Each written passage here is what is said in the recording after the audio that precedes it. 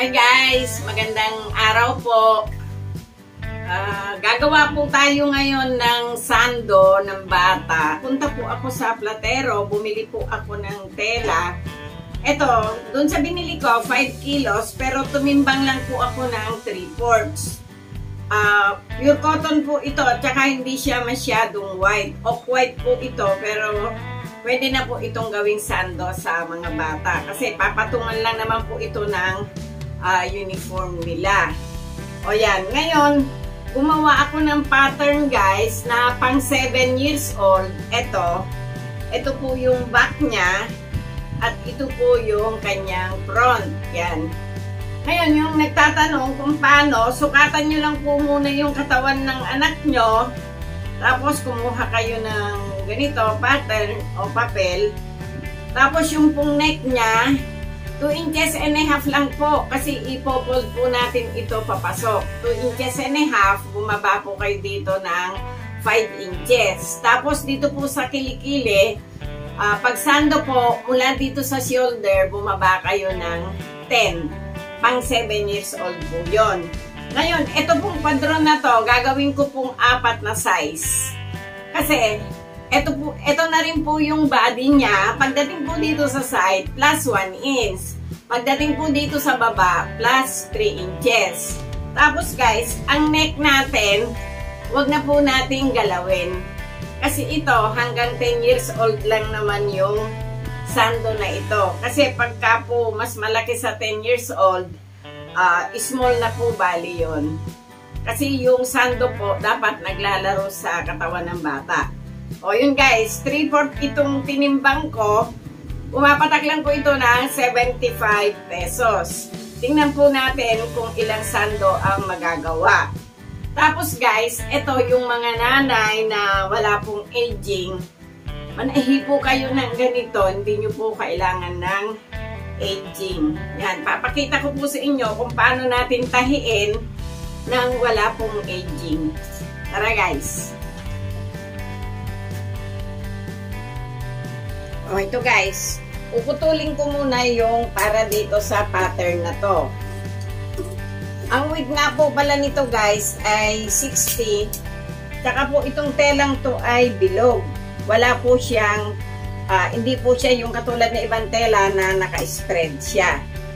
Ngayon, nakuha po natin yung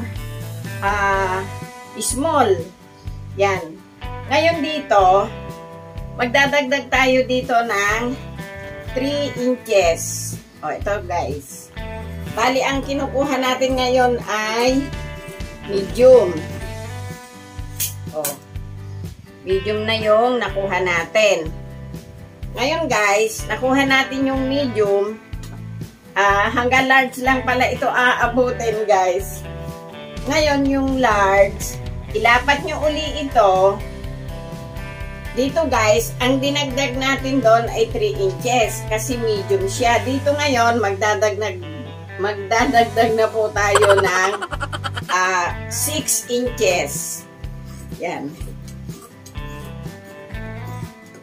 O, ito na po yung nakuha natin. Ngayon guys, ganito lang po yun. Ayan o, buo po ito, buo. Para hindi naman masayang yung tela natin, dito sa kabilang side, dito nyo na po ito kuhain. O, yan guys, o. Ngayon, hindi tayo dito tatabas sa padron. Doon muna po tayo sa unang-unang kinuha natin. Ito po, yung size na small. Napakagandang pagkitaan ito. Yung mga nanay talaga na wala po kayong aging, nag-aalangan po kayong manahe. Ito po. O yun guys, nakasagad po ako doon. Titin na po natin dito.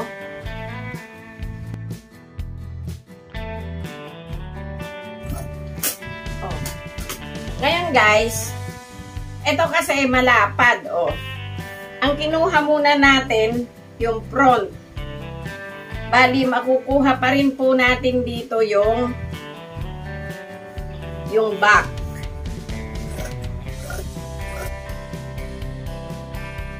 Mamaya, hindi na po tayo makakakuha ng ganito, ng dalawa. O, yan. Ito na po yung pattern natin. Tiklupin na po natin itong pattern kasi guys, ang gagamitin na po natin yung ating tinabas. O, dito na po tayo sa medium. Katulad po na sabi ko kanina, itong neck, hindi po tayo gagalaw sa neck. Dito lang po tayo sa side. Ito pong yung neck ng medium. Kunin din po natin dito.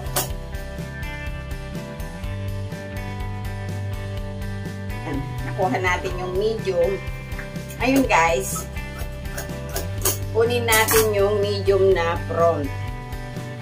Ito ngayon ay bubuklatin na natin. Tapos yung neck natin, ganun pa rin guys. Ito guys, front ng medium, tsaka back ng medium. Ngayon, may natira pa guys. Oh. Mailalagay siguro natin ito mamaya, baka sa small. Okay. Tapos ito ngayon, dito na tayo sa large. Kuha na po natin ang front. Katulad po ng medium, bubuksan po natin ito. Dito na po tayo sa large. Okay. Basta yung pong neck natin, wala pong pagbabago. O yan, nakuha natin ang small, medium, large. Bali, 4 na po ito kasi dalawa yung small, isang medium, isang large. Bali, ang kunin muna natin, dito na tayo sa pattern guys. O. Yung medium kasi, yan, tubitin natin yung neck. Tapos, baba po tayo dito. Adjust kayo ng 1 inch doon. Basta wag nyo pong kalimutan na itong kinukuhaan natin ay small. O, magdagdag kayo ng 1 inch. O, yun guys. Tapos, dito, ayusin nyo na lang po. O, yan guys. Bali, ang nakuha natin sa 3/4 na tela, 3/4 ang timbang ay 5 piraso. O, ito guys. Tara na, tatahiin na po natin ito. O guys, ito yung ipapakita ko sa inyo, yung huling tinabas natin. Ayan o, may karayagan po ito. Yan, ito po yung back. Itihaya nyo. Tapos ito guys, may karayagan nga. Yun. Nakatihaya yung back, nakadapa po yung front natin. Tapos guys, pakagatan nyo lang ng konting-konti. Ito guys, oh. Wag pong malaki. Wag lang po yung hindi sila magdikit. Ayan. Tapos, baliktarin po natin. Ang tawag po nila dito ay Valenciana. Ayun no. Kapain nyo doon. Tapos, tahiin nyo. Huwag na po kayong magpasa doble. Habaan nyo na lang po yung putol ng inyong sinulid. O, yan. Unahin ko na po itong liig. Isa lang po yung ipapakita ko sa inyo, natatahiin ko, tapos tapusin ko po yung 4 at bago ko ipakita sa inyo mamaya na sabay-sabay. Ito siya guys. Ito yung back, ito yung front. Itong tahi, ipaling nyo sa bandang likod. O yan o, i-fold nyo ng 1/4 tapos isa pang 1/4. Oh. Ayun na guys. Ngayon dito, i-maintain nyo yung 1/4. Tapos, i-fold nyo ng 1/4. Ito siya guys. Ayun. Tapos, pagdating dito sa shoulder, medyo makapal yung tinahian natin. Itusok nyo muna yung karayom doon. Tapos guys, dito, ganun din. I-fold nyo rin ng 1/4. Pagdating po dito, nagpipiluwagan na ganito, okay lang po yun. Basta, hatakin nyo lang po.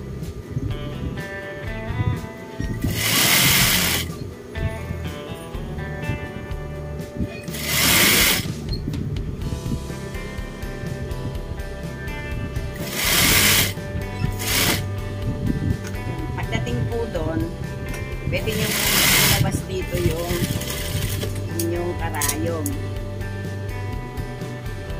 Oh, ito siya guys, oh. Oh.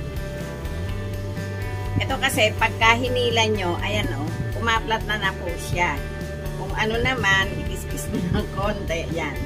Ngayon, dito na tayo sa manggas.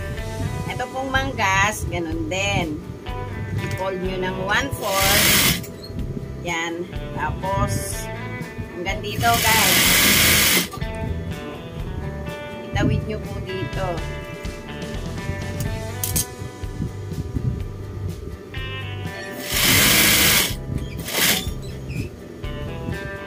Mas matibay po ito kaysa yung may overlock. Kasi po yung may overlock, minsan naghihimulmul pa po yung sinulid na sa aging.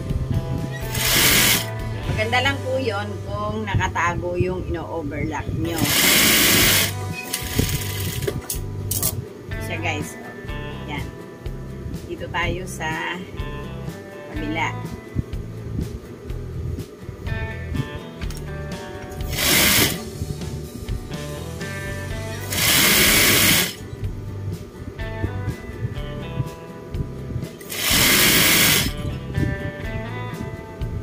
Tapos, pag makapal na ganun guys, bawasan nyo.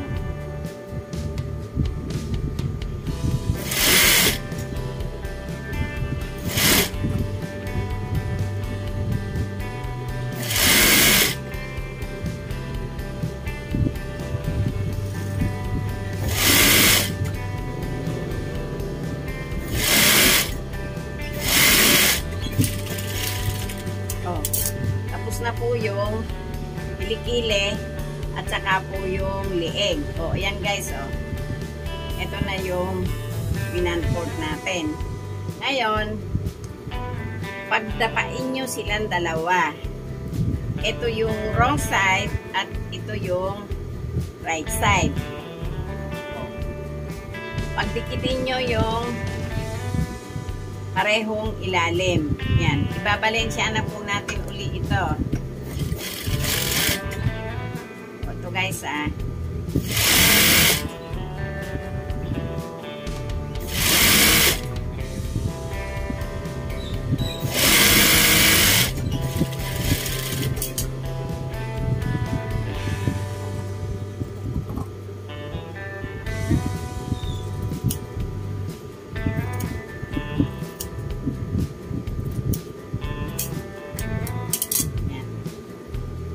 baliktarin natin. Tapos, katulad nung sa shoulder kanina, ganun din yun. Medyo kakapain nyo po yung tahi. Kailangan po pantay din. Ayun guys. Oh.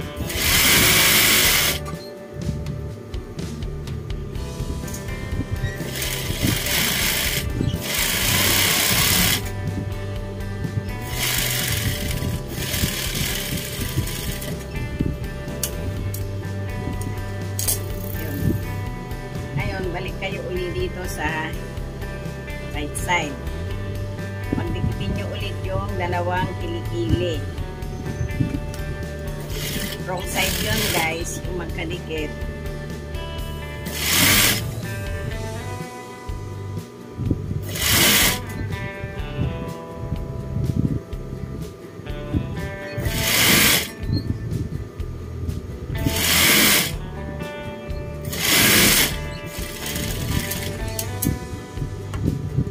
Bawasan nyo po yung mga medyo malalaki ang dinaanan.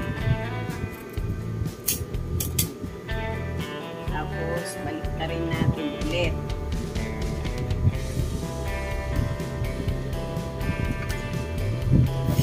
Nasa wrong side na tayo.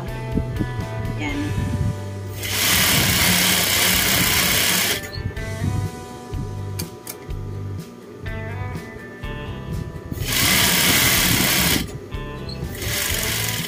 Kahit po ordinaryo yung makina nyo, madali lang po itong gawin. Ito guys, pagritaso, hindi maiwasan yung may mga ganito. Bago nyo po tupian, pantayin nyo po muna. O yan, napantay na natin. Punta na po tayo sa karayagan. O, ito na po yung karayagan natin. Ngayon, dito na po tayo sa laylayan. Dito po, hindi 1/4. Half inch po ang tupi natin. Laylayan po kasi ito.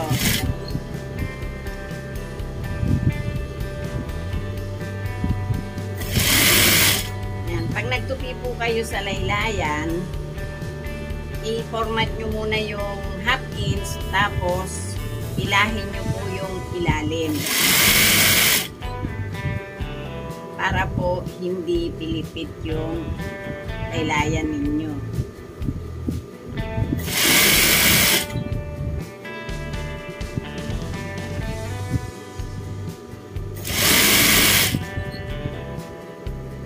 Siya guys. Kasi kung bago-bago lang po kayong magtutupi, medyo mahirapan po kayo pag hindi nyo alam yung technique.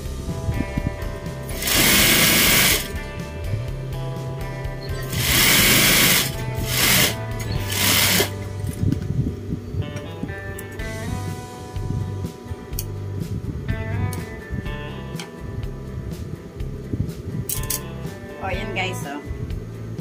Tapos na yung ating sando. O. Gagawin ko lang po yung 4 at sasabayin po natin mamaya. O guys, ito na yung sando natin. Ang nakuha natin sa 3/4 ay 2 small, 1, 2, yan.